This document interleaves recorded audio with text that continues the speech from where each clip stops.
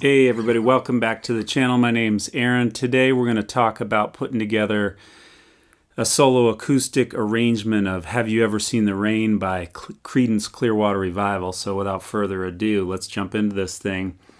Now everybody knows this awesome introduction with the chords, and that bass line that comes in is kind of the key hook. It's a great line. And so, you know, if you were doing this tune solo, or at least if I was, I think I would want to merge those two together. So that's what I'm going to try to show you here. So let's just look at the chords first and kind of the groove. So on the intro, you've got an A minor to a F, and then a C to a G.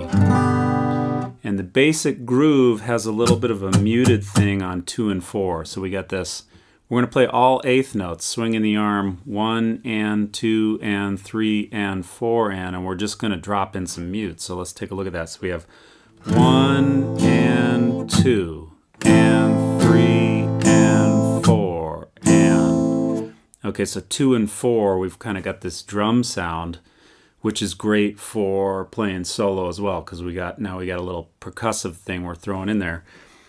So we're going to just swing the arm in eighth notes, 1 and 2 and 3 and 4, and see if you can get a scratch or a groove on 2 and 4. So 1 and 2 and 3 and 4 and 1 and 2 and. I kind of use my pinky here when I'm in this A minor shape.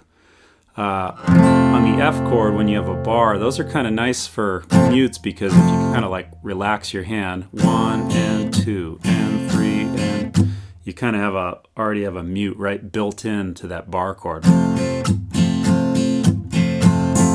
you got a C. I think on the C I kind of collapse over to get a mute. 1 and 2 and 3 and 4.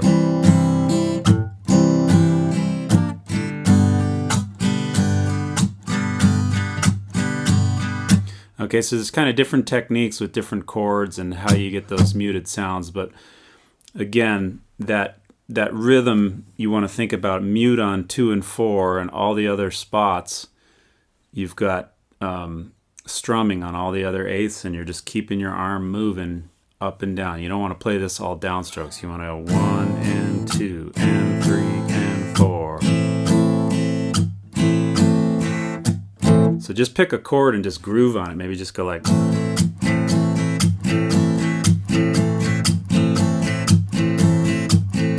Really get that repetition going. Okay, now the other cool thing that's kind of hookish to me is he plays a couple 16th notes that lead into the A minor chord. He goes.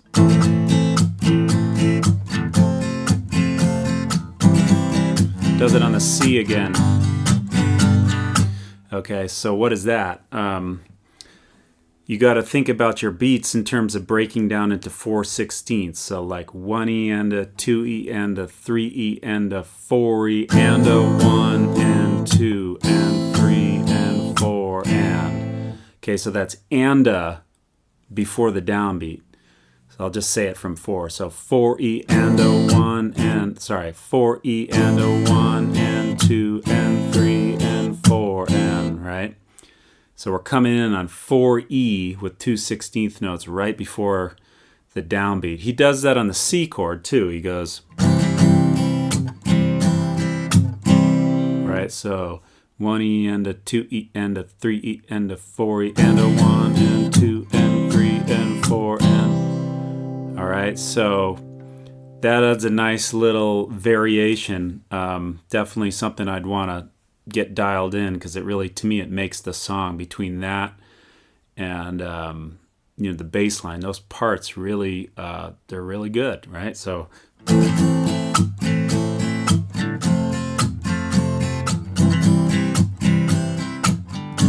we get to the G chord and we got this bass line. So this bass line is, it's an A, G, G, C.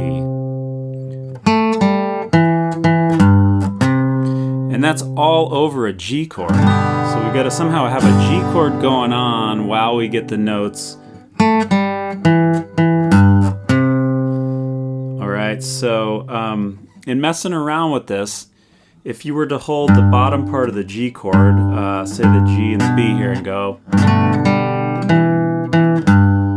that works. You can kind of have the bottom for the G and then resolve to the C chord here. What I ended up going with ultimately, instead of doing that, that was a little rich because you got the G, the B, a D, and then an A note here. What I did was this fifth string, I omitted the third of the chord, and I went like this. Sorry. So I have a G note here, and then I got a mute on the fifth string. I got the D here and the G again.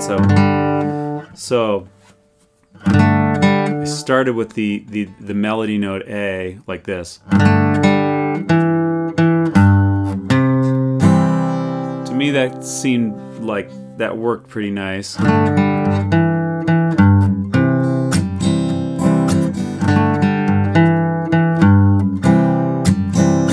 The other thing I did was kind of played off this G note bass. I went,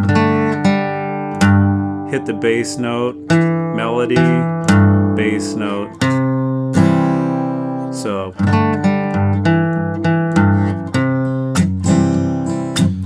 it's a little game you're playing here, trying to keep the harmony and the chord going on, but adding in that cool little riff.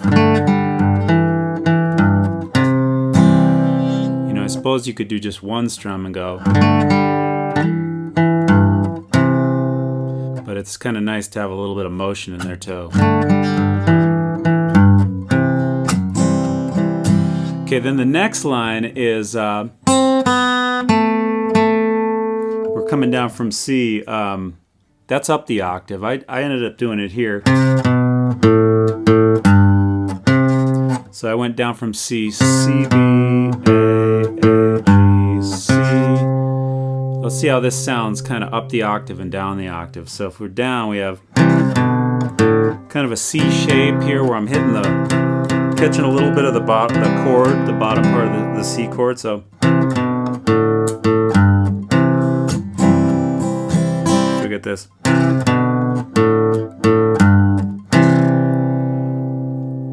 One more time on the fifth string. So we're just going down from C, B, A, G, C, or 3, 2, open, 3, back to 3. If we put it up the octave, you have this. So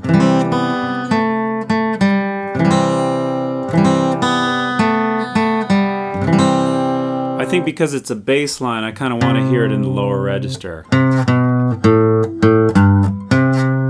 let me do the two parts together. We have something like this. Okay.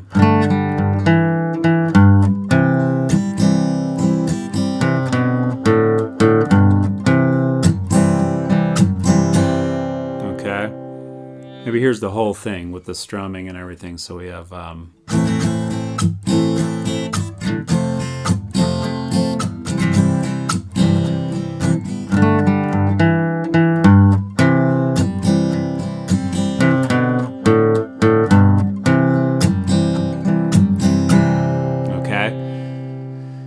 So, these arrangements are, they're fun to do. It's fun to have the challenge of putting together a couple parts you might hear, that are independent on an album or something, a bass line or a guitar part, a solo part and a rhythm part. But I think you can spice up your arrangements a little bit if you're playing solo or something by, just playing around with this stuff, taking it up the octave, taking it down the octave. So, give me your thoughts. Tell me what you think. I mean, sometimes the arrangement turns out pretty good. Sometimes, they're okay. I'd love to know if somebody's got a better one or one that's different, So, anyhow, folks, thanks for tuning in. I just wanted to do a quick hit on that. And if you haven't already, check out my website, aaronrashaw.com. I've got a bunch of free tab there for you. I've got a downloadable PDF on chords and keys. It's pretty good for free. So, all right, everybody, I'll talk to you soon. Thanks a lot. Bye-bye.